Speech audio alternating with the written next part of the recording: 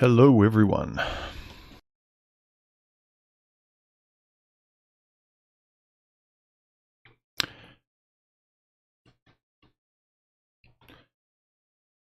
Can people hear me and see me? Let me know. YouTube was giving me an error, a really big exclamation mark saying I had a poor stream and you guys would experience buffering and so on and so forth. But it said, if this is an error, you may continue.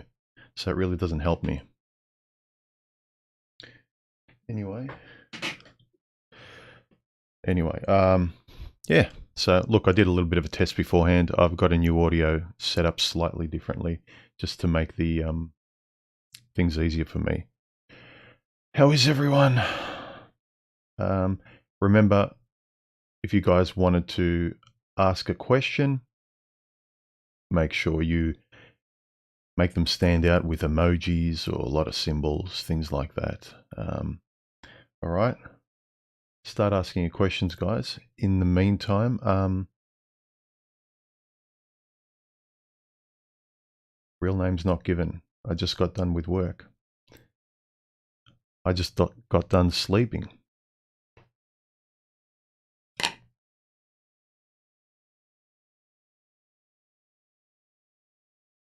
Okay. I'm going to go through some really nice comments that people left recently while you guys think of some questions to ask, if you feel like asking them. Otherwise, I can just continue to blab on my own here.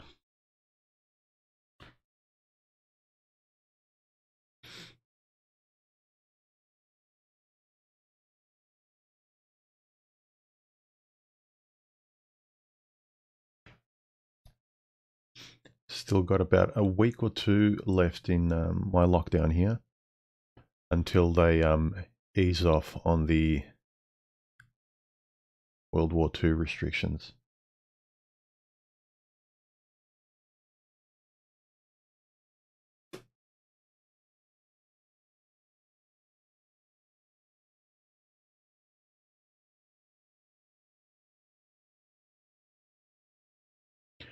Luke asks, why do women treat men like poop? That's a very, very broad question. That's not a quick answer, man. Hi, Lewis.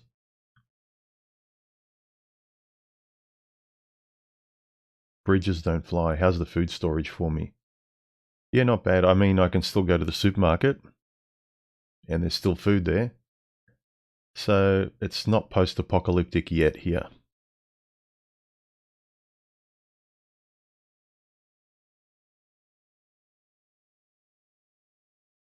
Scott actually said under one of my comments something really astute that I never really put together. He said, I just realized you can't spell meme without me, me, me, me. I thought that was really astute. I never realized that either. Maybe some of you did, but I didn't. In terms of my hookup culture video, I got LV246 saying, sex isn't satisfying if there's no love involved. Those who sleep around will be needing a lot of psychiatric help when they lose their SMV. That being said, it's your life. That's important that people kind of, in a lot of bravado, overlook. But really, when your SMV goes, your SMV, sexual market value, when you have it, it's like having money in the bank. It's like having a good job. It's a really nice buffer. You don't really think about it when it's gone. A lot of people don't prepare for it. And by prepare, I mean develop something else than the lazy relying on nature and my looks and relying on what's between my legs.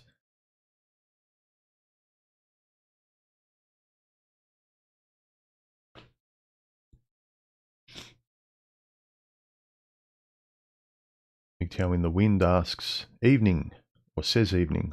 I say morning. Mr. Highway, I didn't mean to scare you, man. I was having some technical difficulties with YouTube, or YouTube was giving me an error and saying that my stream wasn't working properly, but apparently it was. I just went ahead with it anyway, but apparently it's working. So do let me know if it's not.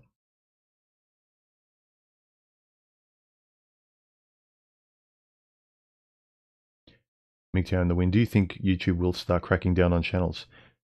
They always, they have been for the last couple of years, especially recently, the last year and a half. They're always doing it. The bigger they get, the more investors they get, the more advertising they have. That's what happens. I've heard a few YouTube commentators say it's no longer YouTube, it's ThemTube. Kevin asks, how much do you think modern culture like hashtag ME2 and feminist rights will be able to fare against the heterosexual predisposition to be triggered by gender signals? Well, opposite sexes generally, through the means of procreation, they're always going to be signaling, and there's going to be sort of attraction, a push and pull, trying to get together. Nature just cares about the two people, getting them together, smashing together, having kids. Then after that, they don't care what happens to you as an individual mentally. They don't care if you're tossed away. To be fair, male or female, they don't care if you as a man or woman, what happens to you afterwards. How much you have to fend on your own, psychologically, mentally, how much you're destroyed, doesn't matter. That's why as an individual, that's where you should have the most sort of care about your own life, what decisions you make. Yeah, have fun, but in terms of ethics and things I talk about, you know, no further than this. So have as much fun as you want approaching this line, but these are my boundaries. These are my values. I won't go beyond this, because when I'm sober, when I'm proudly talking to other people, this is what I believe in. That's what I know is sensible. But when you're in a drug-like state of, romantic love, or a woman's pulling at your strings, and if you're more susceptible than other people to having your strings pulled, like if you're, if you've gone through trauma as a kid, you've grown up to be a people pleaser, someone can push you way beyond your limits. The point is to exercise saying no right before you get to your boundaries, so you constantly feel safe and you're enjoying your life and you can sleep well and things like that. But there's always a push-pull between the biology of men and women.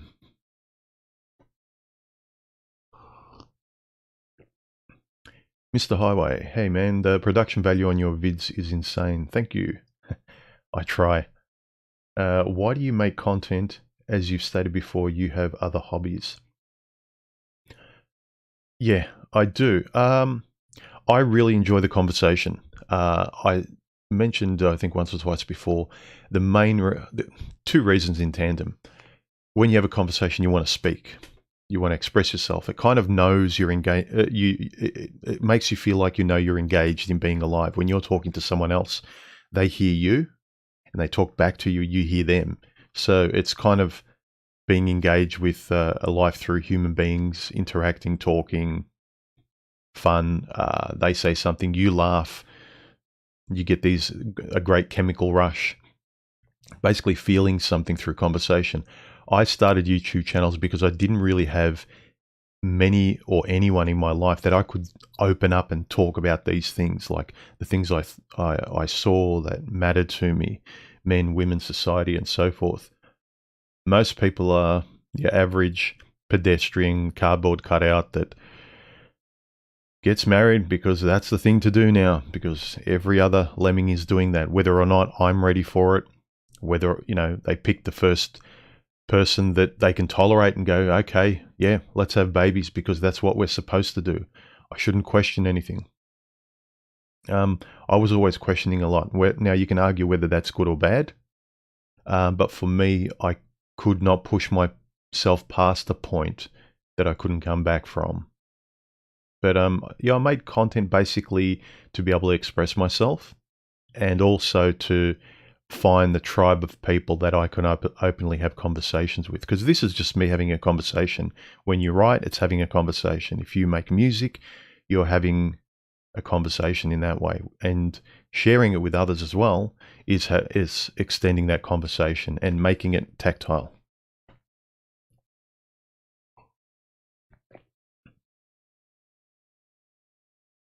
Hey, Robert. Hi from China. Stoic monk. No question. Just wanted to say thank you. Huh? You're welcome. Thank you.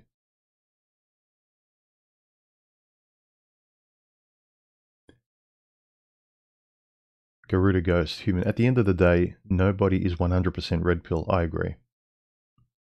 Sometimes you're in a situation that you can forget your red pill knowledge. Do you agree with me on? Yeah. As much as you can. It's kind of like if you stay to a routine of, say, exercising, of keeping fit or eating well, you get the benefits of that unconsciously. You don't have to try as hard because it's part of your routine. It's a reflex. Similarly, if you're reflexively thinking well of yourself and you're setting boundaries for yourself to keep yourself rationally safe and sane and enjoy when you go out into the world, you have less to worry about. But if you don't think about this stuff, you don't have to be, super red pilled with an impenetrable suit of armor. I mean, it helps. But when you go to that extreme in a binary sense, then sometimes you cut yourself off from any enjoyment. You're living like a robot. Yeah, you're safe. You're 100% safe. The question is, when you go to sleep at night on your own, can you honestly say that you're completely content and you don't have to scream that you're completely content like Tony Robbins? Yeah.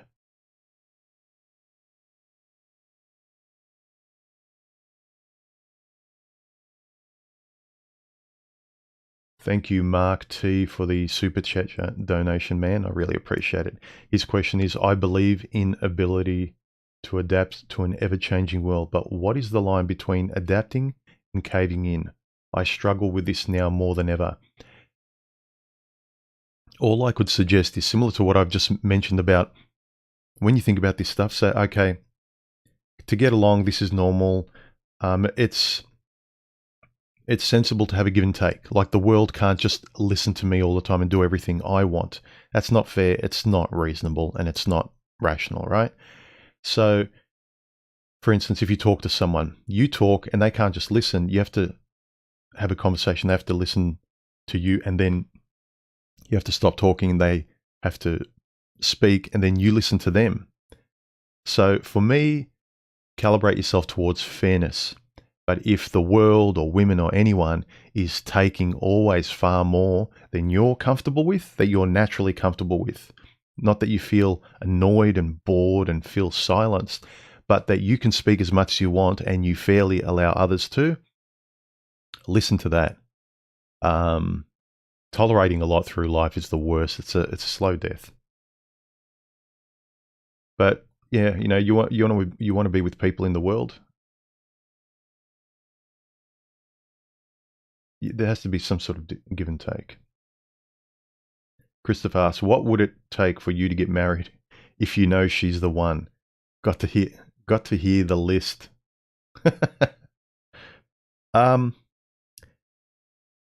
Look, I've had a few long-term relationships, and I would probably say one had potential to be forever, but in the end, she wanted children, and there were a few other things that really they had little to do with her, but I knew I couldn't tolerate. There were other people in her life, family members. It wasn't her fault, but they were involved too much, and she couldn't stand up for herself. There were a lot of complications. But in terms of her, when I think back on her, I'm placing myself objectively in that situation where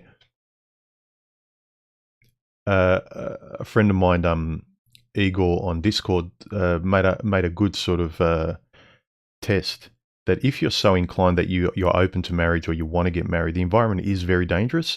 The best you can do, I think, is if the person if you have a really calm, still water relationship where there's no stress, there's none of the crap that you hear that people go through, but you have a really great relationship for years, and then you take a baby step of, say, going on a holiday, a long holiday where you live in each other's pockets, and then you test whether you can rely on each other in a foreign place. That's one test for a long period of time, and you still get along. And then you decide to, not in your house or her house, but you rent together in a neutral place when you get back. So that's after a few years. So, and maybe you give it between 5 to 10 years before you decide to live together or get married. So the longer the person can show a consistency, and you can get to the point of living together before you get married and those things. If you want to get married, I think that's the most sensible thing you can do given the laws, because the laws are not going to change. And if you really want to get married and you're denying yourself that, and it's really something you can't live without, and you're living an awful existence by tolerating living alone just because you've got brains and you know it's more dangerous, that's what I'd suggest. Give it a lot of time, look for consistency, and I mean years and years and years.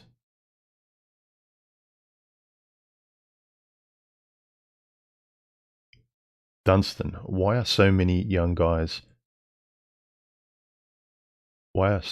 men just waiting to give up today on essentially everything? If you're not psychologically interested in yourself, women have effectively been taken from men, the option of women, of just relating to another human being. You know, half of the population that without which we're not here. Existentially, whether you know it or not, women are at the very least biologically important. The fact that the way we've constructed society, and women are pulling the strings now, and they don't even see the damage they're doing to each other, to society, to us. And if you try and push the other way and say no more, they make men lose their jobs too. And so their lack of vision for consequences is the problem. It's a tough one. I think it'll be generations before. I mean, I think this current predicament around the world with this pestilence is helping speed things up, swinging the pendulum back. It's not going to go back to old days. We're not rewinding the clock, but swinging the pendulum back maybe to something that's a bit more workable. But yeah, I think today more and more is taken away from men. I think that's the thing. It doesn't matter how much superficial things you give to people that can kind of entertain them, like video games and porn and whatever. Regardless of how many masturbatory entertainment-based things you give men, the real stuff that gives them meaning, even if they're not philosophically interested or intellectually curious or conscious about it, unconsciously they're not being given the nutrition that they need. A lot has been taken away from the human experience in terms of what's worthwhile, I think. If you're an introvert, it doesn't affect you as much. Most people aren't. The the species wouldn't last long if most of us were shut-ins. The system is trying to make us shut-ins to feed the system, but then in the long run, we don't exist and neither does the system. It's a stupid game. It's such a short-term, uncivilized game.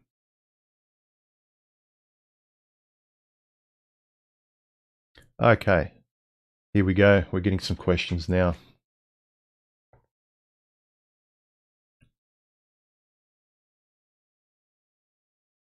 Jeff asks, which do you think holds more value? A woman that makes $17 more per hour than you and is 5 years older, or a younger, sexier woman that would rely on you for financial support? Depends what you value.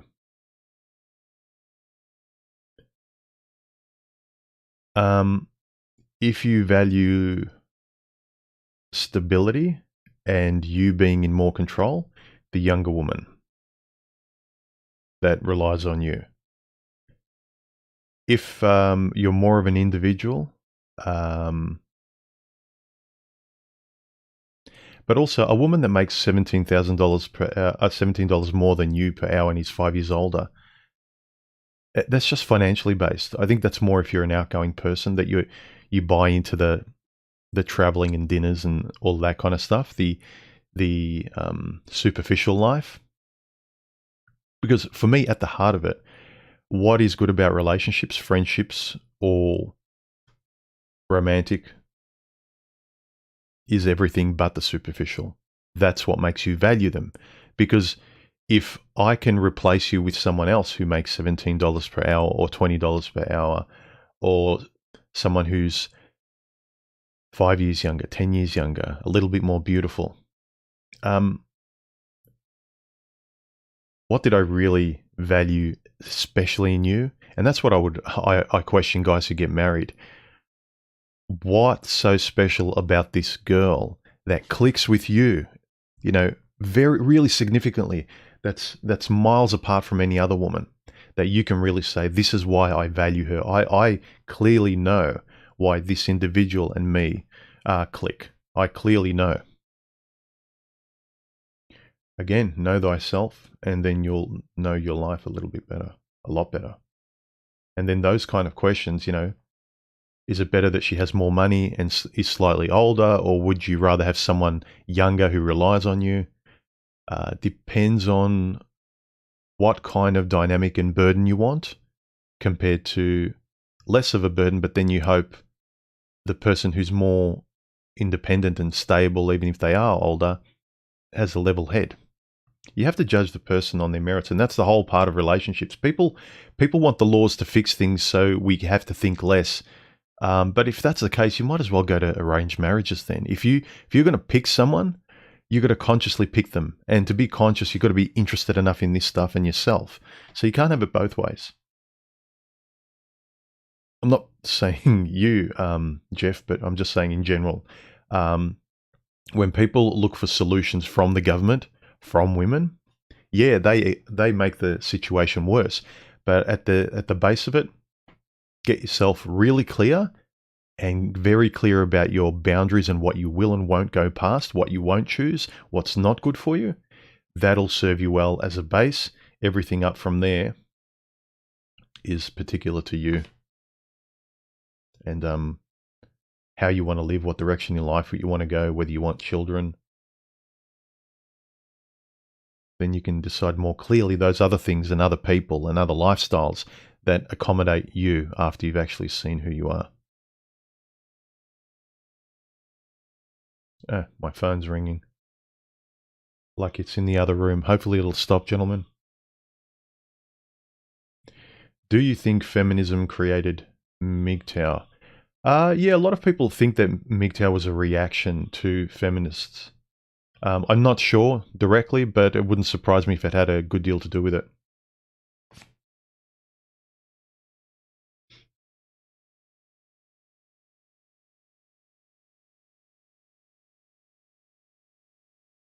Burkat asks, complete male freedom either instantly incapacitates you or makes you drive aimlessly with time. All hobbies become dull eventually. Harsh discipline is the only thing that keeps you sane. I'd agree. Yeah, there's a lot in that. Complete freedom, you kind of get lazy, you eat too much, porn, escorts, whatever, you can indulge. Complete freedom is like giving yourself permission to win the lottery.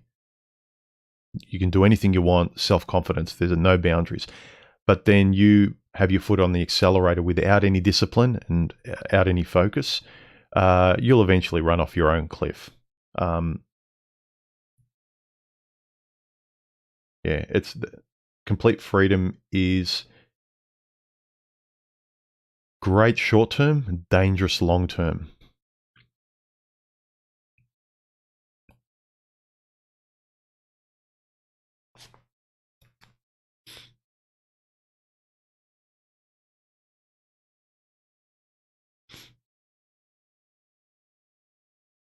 Devon Z Way, what are your views on characteristic categories such as alpha male, sigma male, or beta male? Yeah, I don't think much of them at all. I think there's a lot of very simplistic. There's, as a simplistic categorization, they're fine, but people use them as pompous ways to describe this man is better than you, or you're a loser because you're not an alpha, or you can denigrate someone by calling them a beta. I don't think much of them anymore. To me, they're analogous with levels of MGTOW. I don't think much of them at all. I think they kind of pull you away from the meaningful stuff within the manosphere that you could use maturely to form your own values and be a more stable, self-assured person. They kind of pull you into clubhouse land, talking like you're a kid with a cape on, saying, you know, would the Incredible Hulk beat Superman?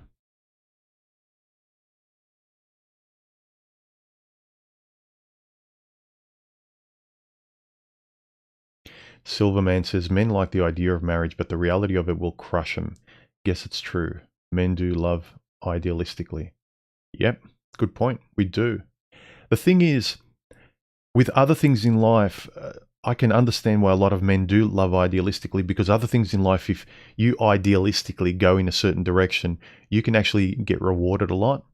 Like you can build a house, you can go on an adventure, you can play a sport with a team and get a lot out of it. But if you commit to and idealistically frame yourself, and the others idealistically support you, your fellow men, you all tend to agree upon the same thing. You don't really get let down that much.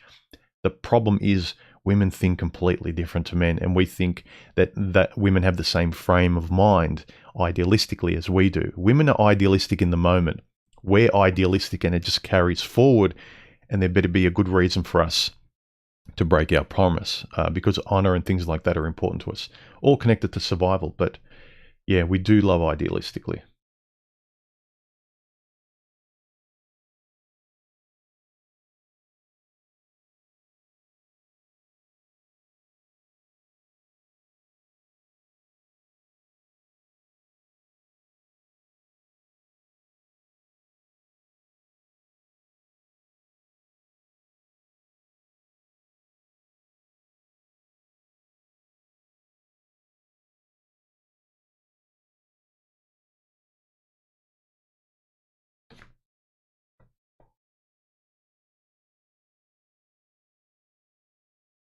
QTR, Ogre, and Corgi. Human, truly ask yourself the question, if the system needed more people, do you think they would be doing the things they do?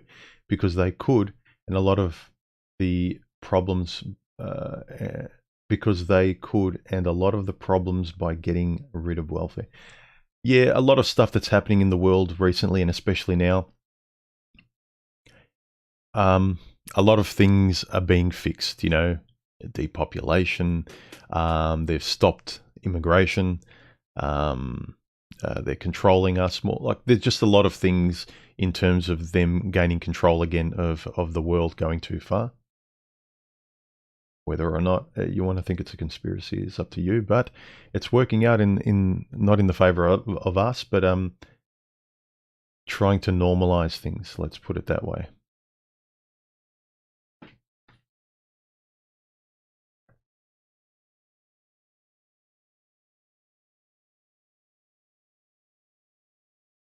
Wet Palette Warrior. Is virtue signaling just the commodification of good intent? Yep. People know what's right. And the more they shout about it, it's kind of like it's probably not in their lives, and they're thirsty for it. Either they're not doing that themselves, but yeah, I think it's probably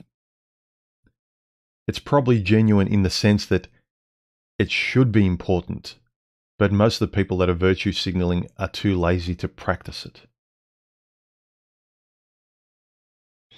I was penning a few ideas about a video coming up I may or may not do about people who get offended easily, and it ties into virtue signaling too.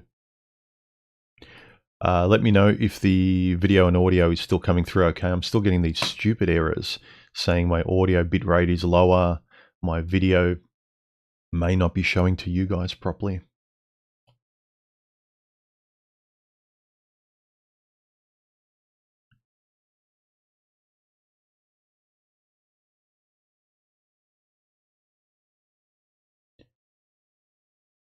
Duzil Tech and Games. Hey man, what camera are you using? Panasonic GH5 with a Leica 15mm 1.7. Manually focusing.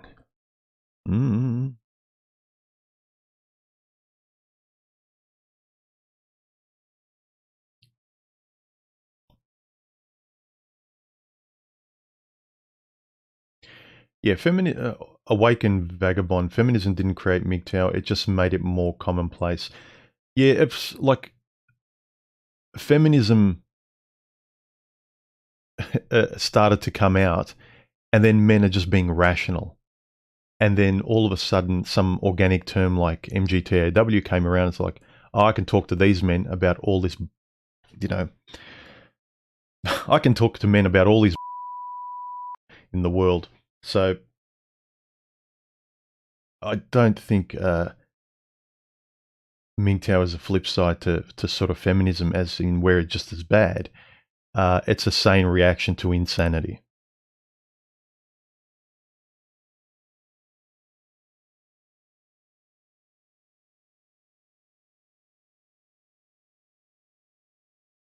Yeah. Bachelors have existed forever.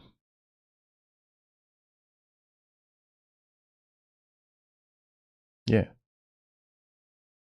It's just a new term for it today, a more modern term from what there always have been. It's just that there's so many more bachelors or stoics or individuals or monks or whatever, where either another lifestyle is preferable, there's a calling, but today there's a reaction. It's kind of like it's insane. There's just too many red flags to even comfortably go into that arena.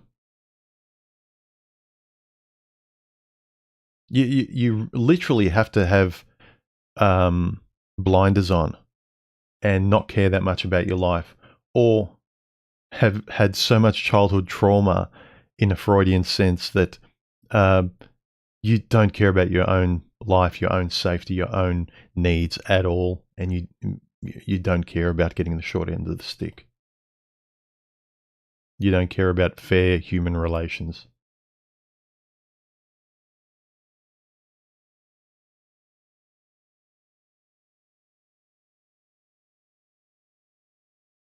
Boffin asks, at what age did food become more important to you than women? A lot of things become more important than women as you get older. Food. Actually, as I've gotten older, food has become less important to me. But women are even less important. I think food's more important to the degree to which it keeps me healthier, because you need to take care of your health more as you get older. And that's probably a good thing too. You're looking after your health more. So whether it's food, whether it's exercise, or whether it's relationally, you do the healthiest thing. I eat the healthiest food. I relate to healthier people. I don't have unhealthy relationships. Unfortunately, the only kind of relationship and nutrition out there is junk food. And so it's really, really hard to get any nutrition there. So you'd rather kind of do without. Yeah, as a one-liner, I'd suppose you'd say you get older, your health is more important across the board, mental and physical.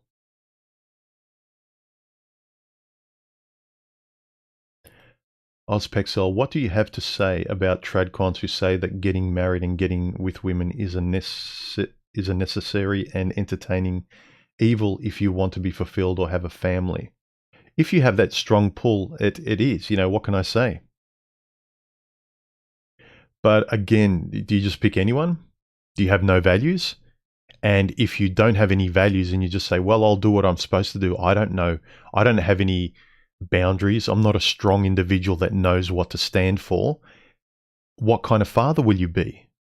If you don't have any strong stances about values and what is right and wrong, and you resist evil, you resist bad behavior, and you welcome good, you welcome discipline, what kind of father will you be? So people overlook that too. So the trad cons that say, just do it, don't think about it, then all of a sudden when you're a father and you're in a family, now you have to think about it. Now be ultra mature and be responsible and be disciplined. Oh, well, really? Where was that beforehand, before I made the choice? I should have been that person too beforehand, don't you think? No. Be a child beforehand, make the decision, get married, and then automatically you're supposed to flick on a light switch and be, this sharpened perfection of husband, father, male, society, a societal example of what a man and father should be. That same person who's responsible and disciplined should be the person beforehand that picks a good person, and similarly discards them if they're not a good potential mate or a mother or so forth, if you want to get married. So their argument kind of falls short there, where they say, just do it for the species. And then afterwards, I could easily say, well, I could get rid of my family for the species too. I've done my bit, I've procreated, move on. For the species, if we're going to talk about nature, the species wants me to spread my seed too. So what do you want? A civilized human being or an animal? You can't expect me to be an animal beforehand. Then as soon as I tie the knot, all of a sudden now I let go of that role and now I become, it's just stupid, just dumb.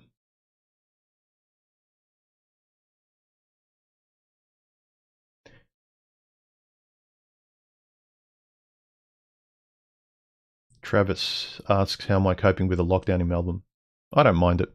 Aside from not being able to see my family as often, that's the only irritation. But generally, this is just my life on steroids, really.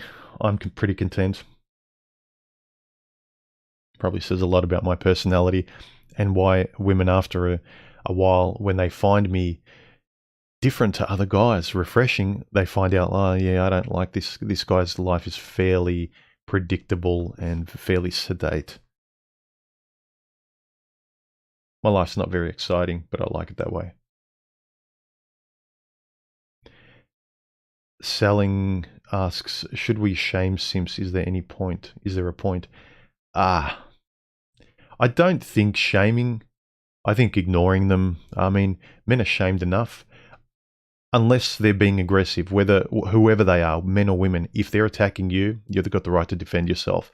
But if someone's acting in a way you think is counterproductive, there's no reason why you can't sort of impart your thoughts on it, be civil. Don't sort of degrade them. But I think more of that shame should be directed to women who are acting badly, because they're the ones pulling the strings. They're directing society's script at the moment. And yeah, unless we pull the brakes on this train, it's not stopping.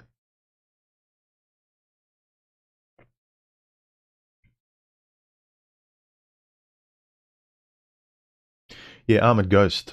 Simps are the point, not to be like them. Exactly. They should just be an example that you ignore. And it's like, cataphatically, yeah, that's something I won't be. There's a cartoonish example.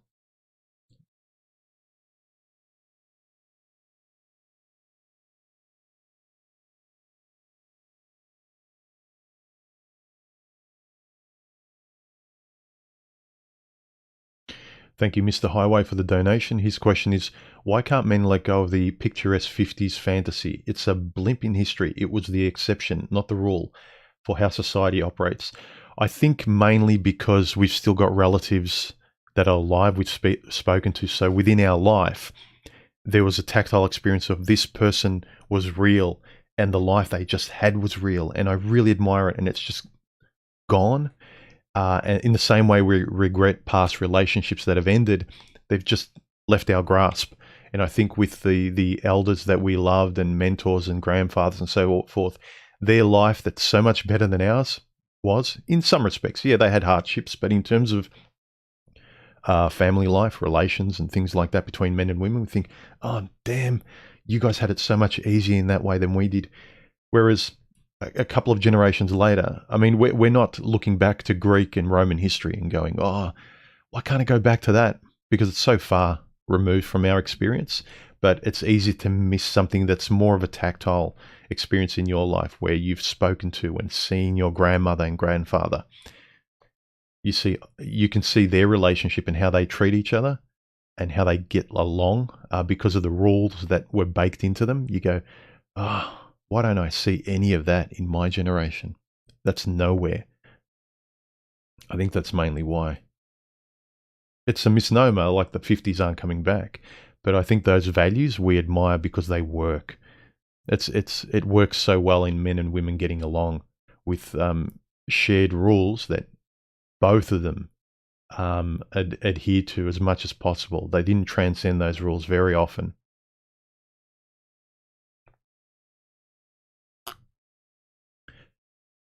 Burkhart says, you reckon gay couples are capable of the selfless male love, or they eventually fight each other for the leading role in the relationship? There's always there always tends to be kind of a dominance or a hierarchy in any relationship, even with your friends, groups of friends. There tends to be a person that's more of the leader, and you'll get competing personalities. I'm assuming in gay couples or any couples it'll be the same. But you just look at the stats. Gay couples divorce the least. Hetero couples are next, and then the worst in terms of divorce. The most divorces occur in lesbian couples. So the overriding factor is the more women are included in a relationship, the worse it eventually ends up being. Women are the deciding factor. So women need to get their act together, I'd say. I mean, men have their problems the way they're acting today. A lot of them are acting childish, but in terms of women, Jesus Christ, they really need to sort of step up their game. And I know people say, yeah, as though they will, but for their own sake, not mine, I don't care. I like my life, but just so I can stop hearing their complaining.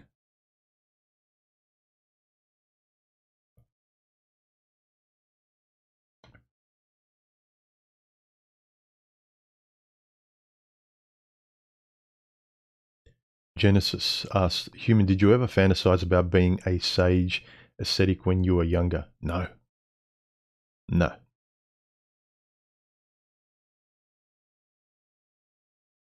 I didn't fantasize about being a hero. I didn't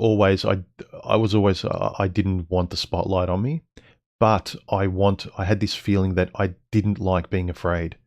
And I read, and I was rebellious, and I tried new things because I didn't want that feeling of, yeah, not that. I don't want to think about this. I don't want to face this. I didn't like being haunted by things in my psyche. I didn't necessarily want to be a leader. I didn't have an impulse to be a leader. If you want to use that term, I wanted to lead myself in terms of being less afraid, but that was about it.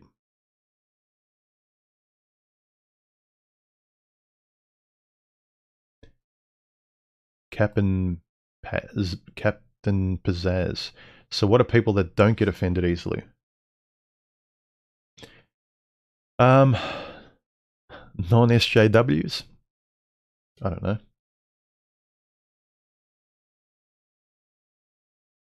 Reverend Jim Jones and the Kool-Aid drinkers. Audio and video is green for go. All good, sir. Thank you for letting me know.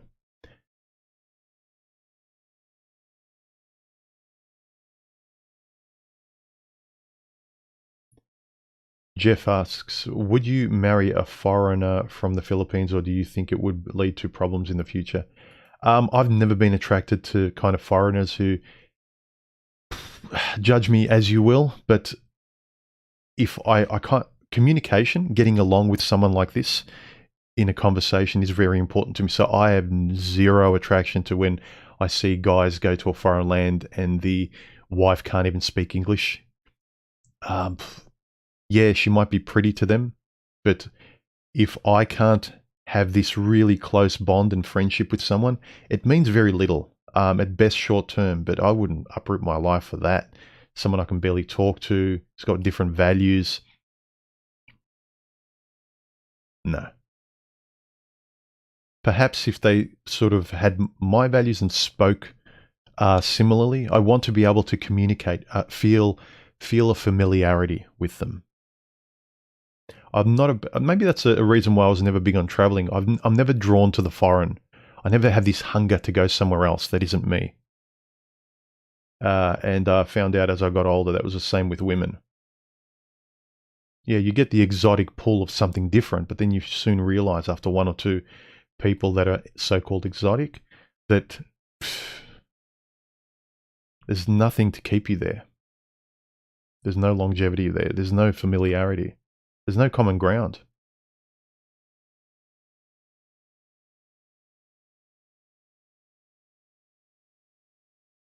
Dunstan, do you think this will be the decade of the simp and consequently the biggest of red pilling in history? Maybe. I don't know. Some guys, if they don't have the courage or if they've got so much fear or trauma, especially childhood, then they can't stand up for themselves. Some of them, they find it so difficult that the only course of action is to just cower, put their shoulders above their heads and say, yes, yes, whatever you want. How can I stay quiet and still get what I want? How can I still be a yes man and say what I want? Anything but being a little bit brave and standing up for myself. So yeah, if things get worse and guys want affection and biology keeps trying to push men and women together, the only course of action men find is be obsequious.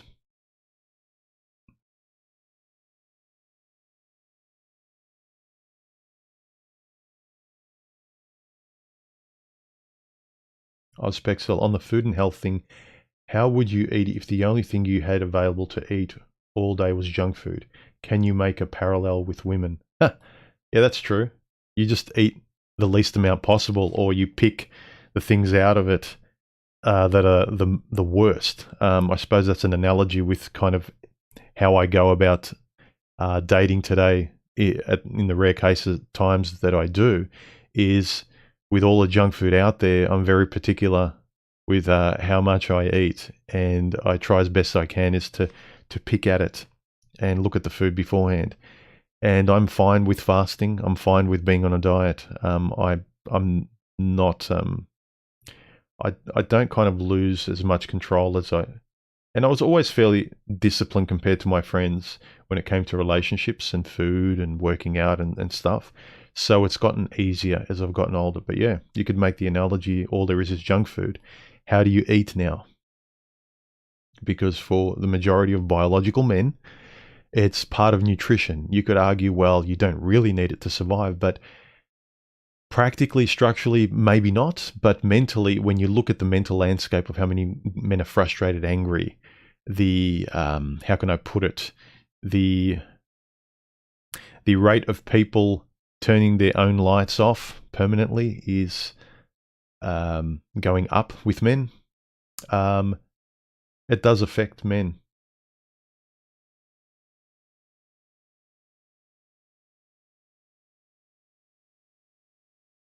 Think about your diet in every respect. Damien, thoughts on hedonism? Yeah, short term, I think it is. You go too far, it's disastrous for you.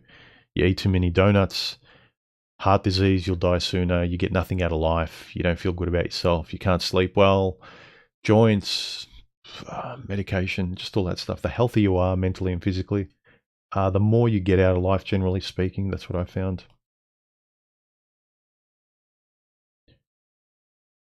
Remember to make your questions stand out, guys. I'm just quickly scrolling down and seeing what I can see that stands out.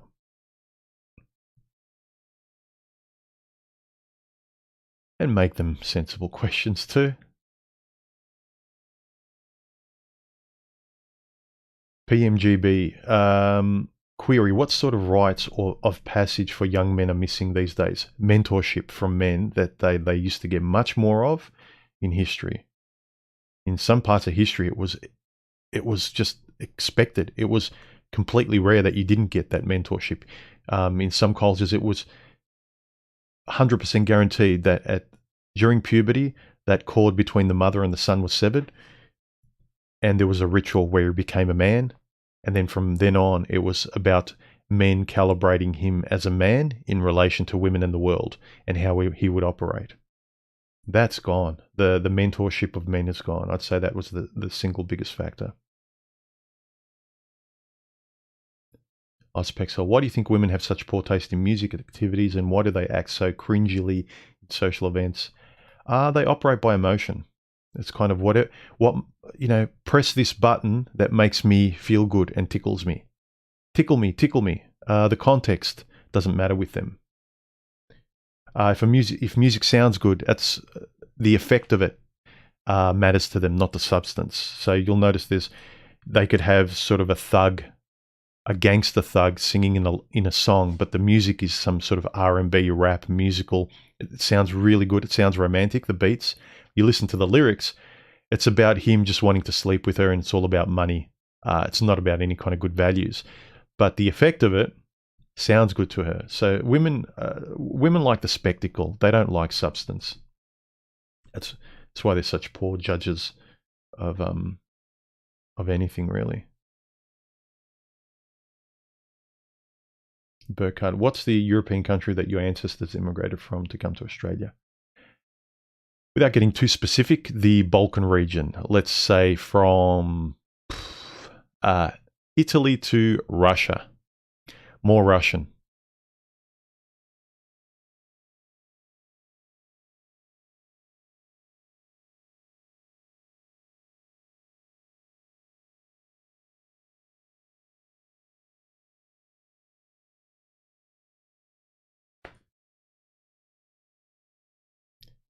I'm a little bit overblown.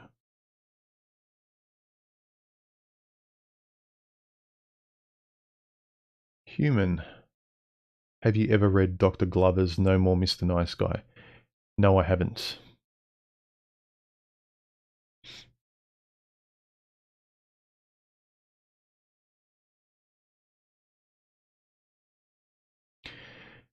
Selig actually says something that's worth saying. He says, my problem with MGTOW is that just going your own way does nothing to fix the situation.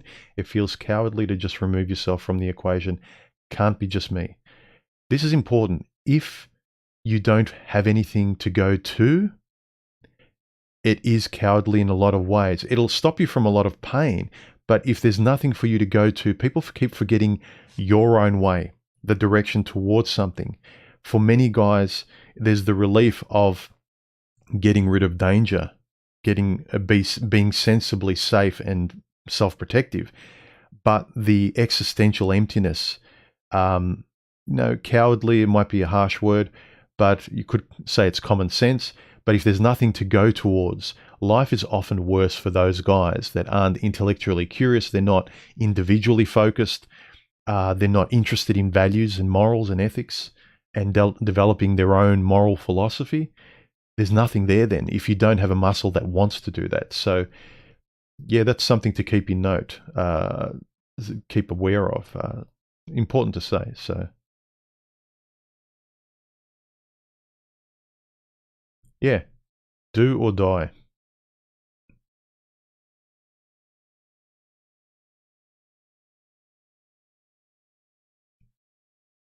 Roscoe says women step their game up, and there's a laughing emoji. Yeah, I don't hold out a lot of hope. Not possible, but as Karen Strawn put it, they make the best teenagers. Yeah, I haven't watched the Karen Strawn video for a while now. I had the feeling she'd kind of stopped making them. Okay, we're approaching the 1 hour mark, guys. Get your questions out, and we'll start heading down the home straight.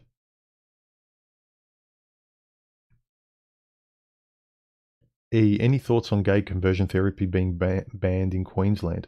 I haven't heard about that. It seems like if it actually worked, many MGTOWs and incel would be using it to convert the other way from straight to gay. I don't know about that. I haven't. A lot of the speculation stuff is interesting as a mental exercise in terms of, oh, if this happened, what do you think could happen? But when guys kind of attach themselves in like they're banking on something happening or not happening in the future, you can end up wasting most of your life because you can't really tell with any accuracy what's going to happen.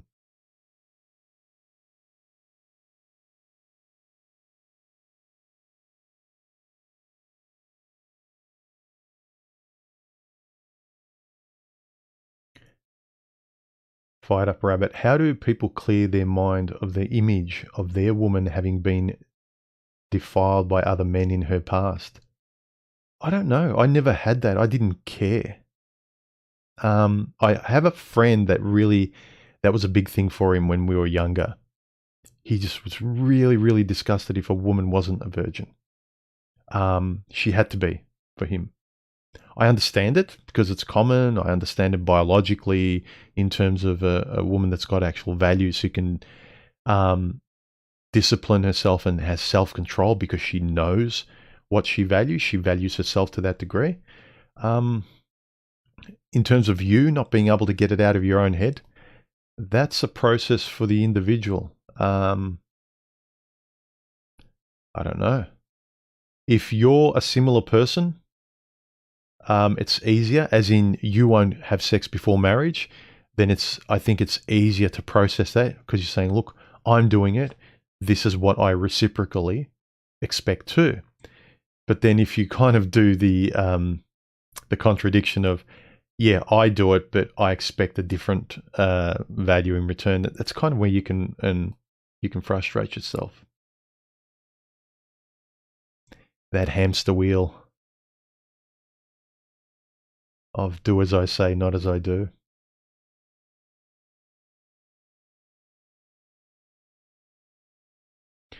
This is a good question. OTA, Ogre and Corgi. Human, do you think your high standards in other parts of your life leave you with impossible standards for any chance at love in your life? I think there's a good deal of that. Basically, philosophically kneecapping yourself. Probably. My standards aren't high, but they're very, very clear.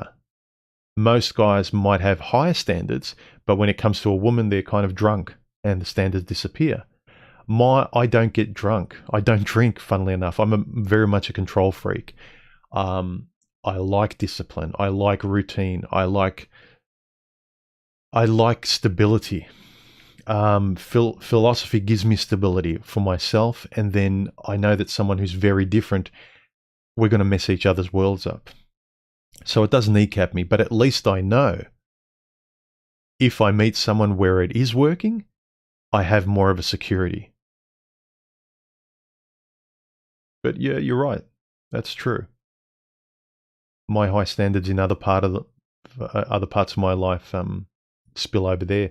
Funnily enough, if for some guys it doesn't. Some guys who are really good at business, when it comes to women, they completely go the other way. Although it's not true. A lot of businessmen are really reckless. They take a lot of risks, and a lot of them pay off, and they get used to being able to see the patterns of what risks pay off more and where they can invest more sensibly, but they tend to be reckless. I mean, you look at Elon Musk, he's very reckless with his businesses in a broad sense, but he's very smart. He knows how much to rein them in. He goes right to the edge of pushing things. Fortunately, it's worked out better in most cases, but you look at how reckless he's been with women too. Sometimes they go hand in hand.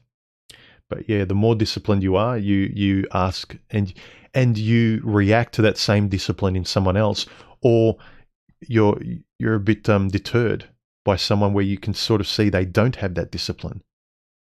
I'm not a whatever person. I'm very much, I kind of know what I think about certain things in certain parts of life. And when I recognize a person doesn't give a crap about that, I don't want to be with a child, because I try and be an adult as much as I can. Did you ever have a period of overcompensating, or perhaps just taking joy in telling women to F off after ingesting the red pill? Yeah, I did. That was one of the times where I kind of knew, yeah, I'm standing up for my values. It's not just talk anymore. It was probably within the last 10 years where it was really pertinent. I told them to F off. I may need to end the stream soon, guys. I'm getting a phone call, which I think means someone might be dropping over.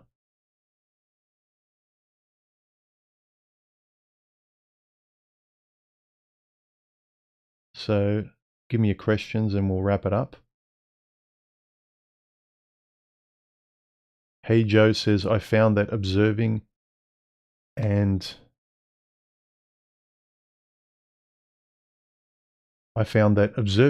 experiencing nature really helped me to get grounded in a hard time. Can you talk about how nature can help men? Yeah, it's a nice form of getting out of your head when you're observing the beauty of nature. Basically, it's a great way of, it's an easy way of meditating. The environment helps you meditate without having to try very hard.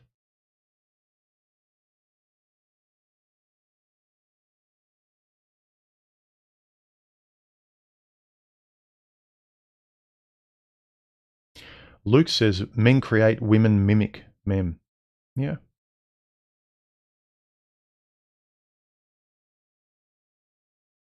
Wet Palette Warrior, going your own way allows you to sort yourself out before making a positive change on the world if you wish to.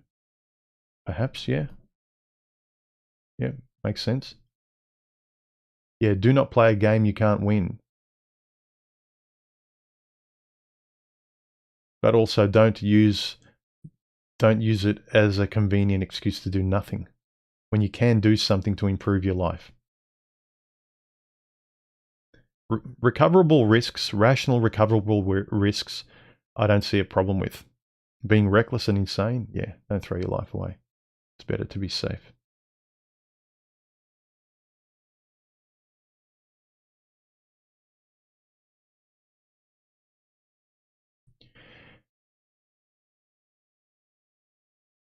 Okay, let me just quickly go through some of these questions. Remember, make them stand out, guys.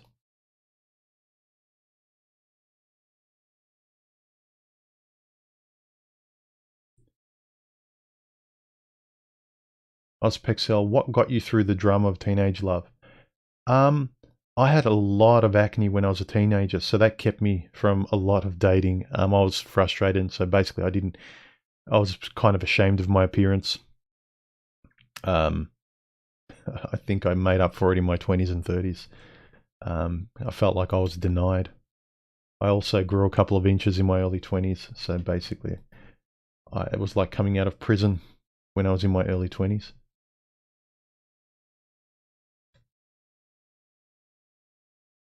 T-Mac, what's your favorite drinks?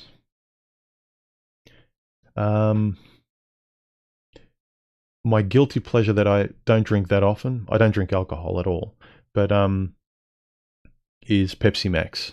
But I haven't, last time I drank that was like maybe 3 weeks ago or a month ago.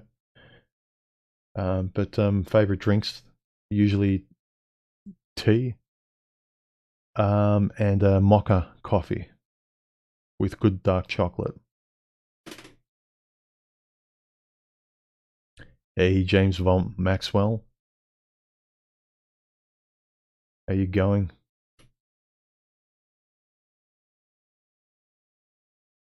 Did I see you did I see you doing a test on a live stream a few days ago, if I'm not mistaken?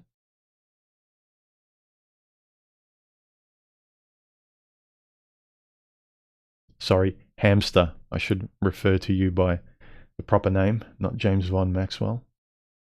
Hamster.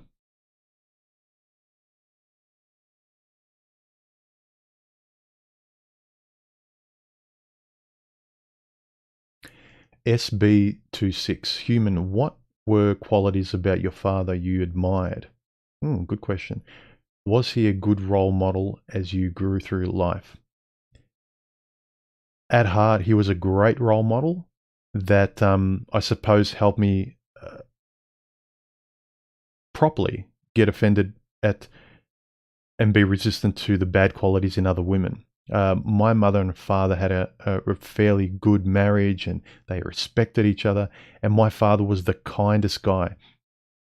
I'll give you a little story. My father was a real man's man, really strong. Um, for instance, when he came from a rural farming community, I saw him put animals out of their misery because he felt sorry for them. He could do the hard thing. But at the same time, he grew up, he was in the Navy. And in the Navy, he won the medal for, I can't remember what it was, but it was for kind of the main event obstacle course of kind of diving, swimming, picking something up at the bottom of the ocean, grabbing a drowning soldier and dragging him back to the ship and so forth. So basically, he was the strongest swimmer in his what do you call it? Not platoon or group in the Navy. And basically, there was a friend of his who was very, very meek, felt sorry for himself. He wanted to make his family proud, but everyone pushed him around, and this guy couldn't swim.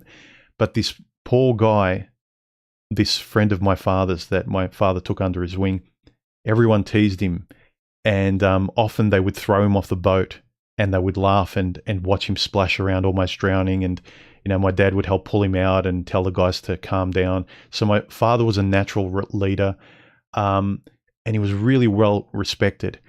My father won, and that sort of very shy, meek guy that just wanted to impress his family, that's why he went to the Navy, to try to learn to swim, to overcome his fears.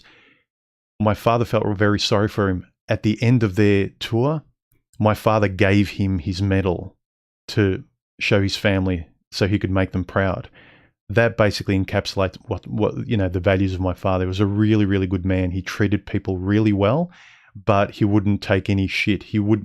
I got a sense of real self-respect from him. That's the big thing I got from him. Treat people well, be open, be kind, but here's the line, and after that, snap the neck of the chicken. Tell people. But aside from that, yeah, that pretty much tells you what kind of man my father was, and I got a lot of that from him, which I'm grateful for. Quasimandias, how are you, man? Hope you're doing well. I have a question, and it matters to me too, as it is becoming a very pressing concern. What are you intending to practically do in this age of oppression and censorship, professionally or otherwise? That's a big question, isn't it? That's a good question, though. What am I intending to do practically in this age of oppression? Look, in terms of how I've always wanted to live, civilly and maturely with other people, I see the world getting more and more childish, and I refuse to stoop to that childish language and way of operating. To the degree to which I can operate within whatever they're imposing on us, because there's a thing of when you go out there and there's not enough people like us to stand together, to have the courage to stand together, given the impositions they're putting in front of us. Like, for instance, me. I leave my house after 8 p.m., I get a $2,000 fine. So the power of the state is really great now. What am I trying to do practically is I've always, put a little bit of money aside. I've always lived well beyond my means because I had a sense of I have to be responsible for me. I can't let anyone else be responsible. So I'm turning the volume up on that as much as possible. So in a broad philosophical sense, that's what I'm doing. I am being more disciplined in who I already was and who I was becoming. And so whatever I have to do now, I will just be more of that person, more fine-tuned. And I hope the rest of the world will be too.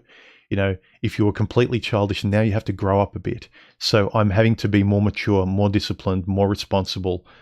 But at the same time, I'm not going to spurg out and go out there protesting and smashing and ruining society as a mindless protest. I don't think that's practical. But in terms of me, professionally, I have no problem doing whatever I need to civilly survive. A few years ago, I changed my profession from working in the corporate environment, as I think you did as well, Quaz. You kind of went and lived a life that was more honest to your values. I did that too. I took a big pay cut. Now I work part-time for a humble organization where there's no HR, there's no women. I'm just working with men, and life is a lot more sane. I'm a lot calmer. I can spend more time in my life doing what I want. I can, as a result, there's no longer the pressure cooker of fighting the system and then imposing that on the people in your life, relationships and things you want to do. So I'm actually, I'm going to do whatever I need to do to live as well as I can, as I have been doing in the last, say, 7 to 8 years. Long-winded answer. Philosophically general, but I think you'd appreciate that more than most, Quaz. I think a lot of the guys might not have, but...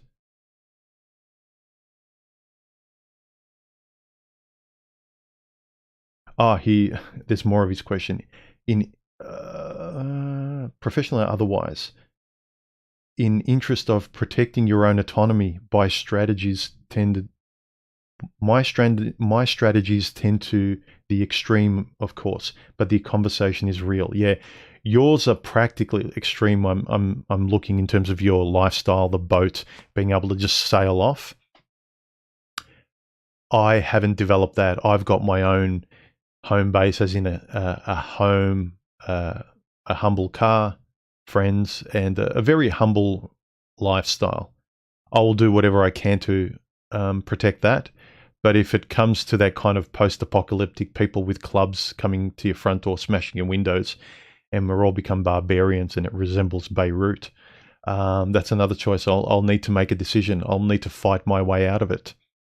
I fight, philosophically, I fight a lot, and then ethically after that, to create the world in which I want to live and the people I want to talk to and the relationships I do and don't want to have. So I think I will try my best to eke out as much of that in whatever world presents itself and do my best to foster good things. I admire the courage you've taken in practically in terms of your boating or seafaring lifestyle, being able to sort of mitigate your risks and being able to, at the drop of a hat, sail off.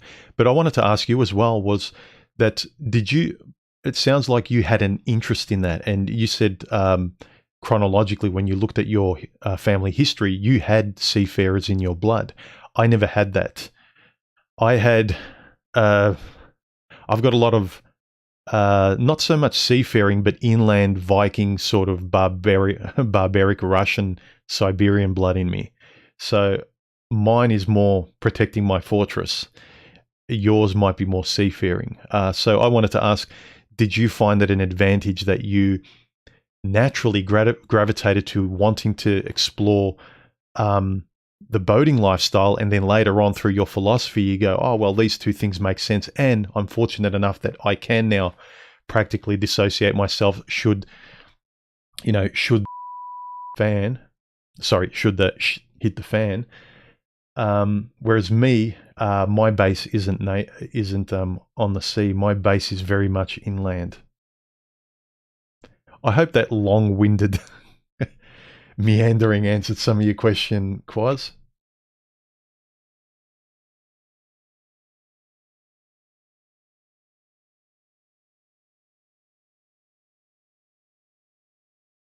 Here comes the hamsterectomy.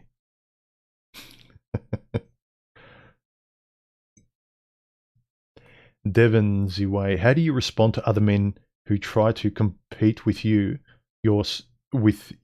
certain characteristics of your life, and are doing their utmost to try and compete with you? I don't compete. I really, really don't care. Again, it's part of the control part of me. I know I can't control others.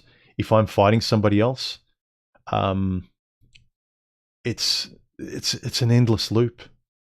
I can't achieve anything. I can't overcome anything because someone's going to come down on me again. as corny as it is, I really am more interested in competing with myself and seeing what I can do, how much I can sharpen myself. I don't like sharpening myself using others.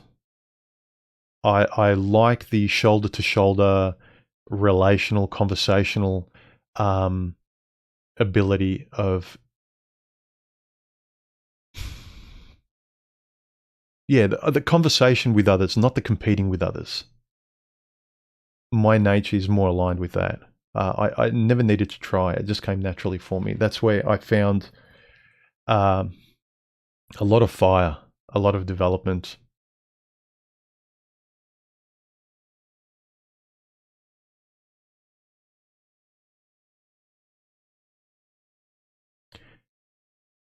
Hey, human, do you believe US as a society will ever truly progress, as in space travel, new technologies? Less so today. I don't know why they gave up the space race a decade ago, but I suppose they're still making some progress, but they've retarded a lot of it. Again, it's whether or not they should be. Look at how they treat this planet. Smearbeer, when a man says he wants kids, is he genuine or simply afraid of being seen as a selfish and immature? If he refuses, that's a good point, as well as losing sex and social status, the relationship he's bought. Uh, yeah, that's a good point. It's a social way of saying, no, I belong, I believe in the same things you guys do.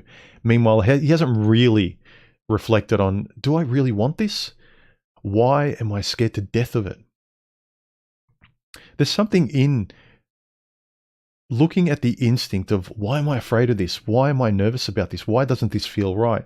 Ah, no, it's all right. Everyone's doing it. It's just normal to be afraid of this or nervous about this or be anxious about this. Really? Is it? Is there a logical reason why you might be feeling that way? It may not be for you. It may be the idea might be sensible. It may be for you under certain conditions if the person is a particular type of person. But most of the times, guys need to learn to trust their instincts. They're not just feelings that women, they don't own that domain. I think a lot of men's problem is they don't trust their feelings and instincts. They rely solely on rationality to solve emotional problems, which doesn't work.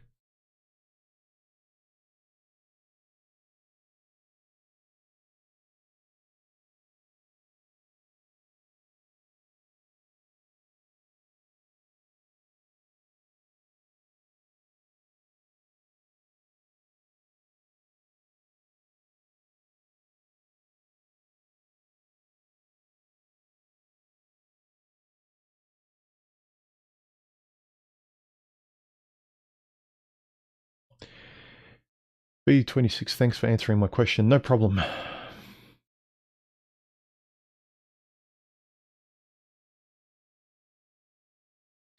List that. Swim top or bottom. I love being down the button. Okay, it's not a question.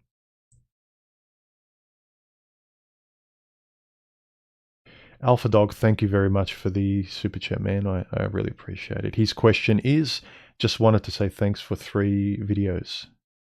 Your work helps. Oh, okay. Thank you. It wasn't a question. I'm glad you appreciated the videos I put out. I appreciate the donation.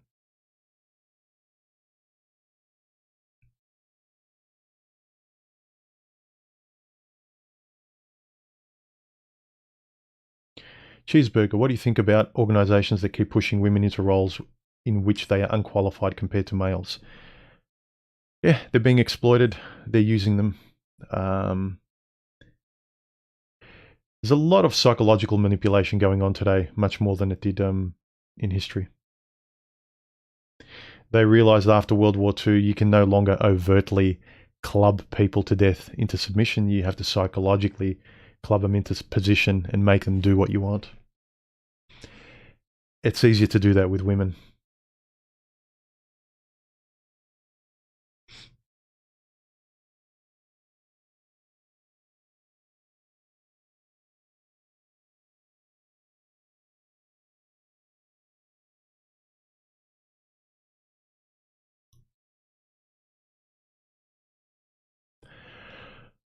Okay, gentlemen, we've been going for an hour and 20 minutes. That's probably a nice, tight little live stream and get together.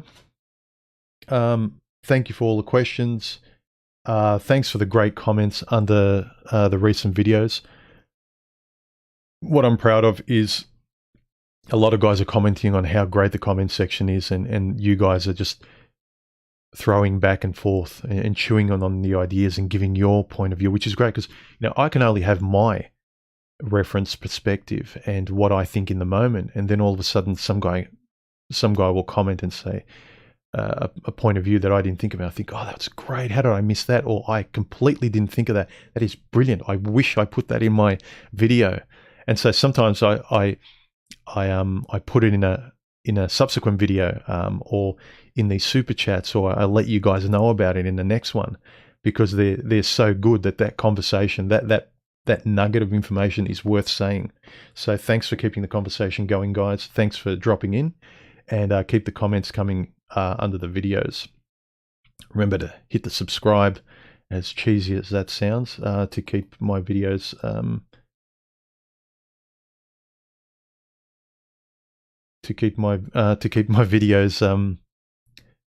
shown, and to let you guys know when they're out. Anyway, thanks, guys. I'll let it go there. I'll stop rambling.